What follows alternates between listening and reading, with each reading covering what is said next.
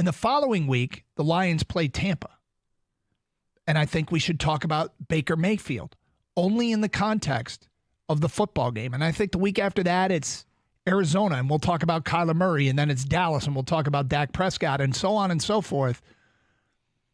I don't feel the necessity or the audience thirst for Stafford topics this week, other than he is the quarterback of the team that the Lions are going to play. And Kang said, I don't know if people are like you. I said, well, we've done the whole he's come back to town thing. And what kind of put a nice, neat bow on it from our perspective as Detroiters was winning the game and carrying on in our very healthy place as a football organization. I don't feel compelled, and I asked Kang off the air, and he goes, I'm not sure people are like you, Doug, and I'm asking you on the air. We don't really need to do the Stafford's back in town topic, do we? It's been done. It was what it was. We sort of had to lift the embargo because we did Stafford topics for the better part of the last 8 years of his career in Detroit. But we don't need to do this again, right?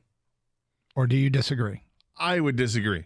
I think it's another year. It's the last. They played each other in the postseason in the playoff game. It was fantastic, and there was something that came out of it. Because I suppose if Matthew's wife wasn't so self-important about things and wanting to advance this agenda and all that, then maybe we could let it go. But she opened up her mouth, and I think it opens it up for what's going to happen on Sunday. So, how are they going to be treated?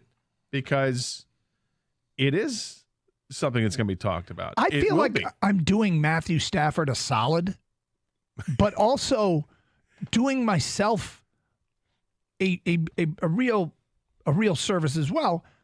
I pay no attention to what this player's wife has to say. I don't care what this player's wife has to say. That's fine. And going into this week, we're going to try not to. But at some point, I'm going to guess that there's going to be some statement made, and we're going to address it. We don't have to go hunting it. Do we don't have to seek it out. Is Baker Mayfield married? Are we going to talk about what Baker Mayfield's wife says? I don't know. Did Baker Mayfield play for the Lions for 11 years? I know. I mean, it's a big difference. I know, but we did it ad nauseum last year. Yeah, and we want to throw it back in the face because we can, because the Lions won. Lions fans want to be chesty about it. Doug, it's always going to be, I know you don't like it, but it's always going to be part of the story. It just is because, and Kelly Stafford has said something already kind of Gator on her podcast. She did announce that her and the children will not be attending the game at Ford Field Sunday night when the Rams play the Lions. Wait. Go ahead. You tell the people what you saw on Twitter. What do you? Before she made that announcement, somebody posted on Twitter. Yeah, this is great. This needs to be on the air. So, last year, obviously, Kelly Stafford was, she was upset. She thought people were booing her children. Right, which is ridiculous. They're not booing your kids. They're booing you. Going on viral right now on Twitter is people are like, I just want to be clear. We are not booing Kelly Stafford. We're not booing Matthew Stafford. We will boo the children when they come here, okay? Just to make this clear, everybody, we're booing the kids, right? That's funny. But you can't boo the kids anymore because they're not coming either. So that's according to her podcast. But, Doug, the Matthew Stafford story is always going to be a story because this is the ex-girlfriend, ex-wife, whatever you want to call it. You may be married, you may moved on, but that doesn't change the relationship you had with that woman when she walks in the door. But you're dating a more successful, better-looking woman who loves you more now. Sure. And it does more for you. That's all true. But also what's true is that you used to be with that other one. Yeah. And you want to throw it in their face that what you've got right now is better. I that way, and I don't need. I'm perfectly. Hey, look in real life. I can try to avoid the ex, right? I don't have, but this is totally different. She's coming to town. Yeah. But what am I supposed to do? I can't. She's run coming away. to my house. She's right not here. Uncomfortable for us. We're perfectly comfortable right now. It might be uncomfortable for the ex. You can't ignore her. She's right there. She's right there, Doug. I ignore her, and you should too. You're in a better place. You can't ignore it. All I'm saying, look, I think fans are going to react. You're not a vindictive person. Well, some people I am.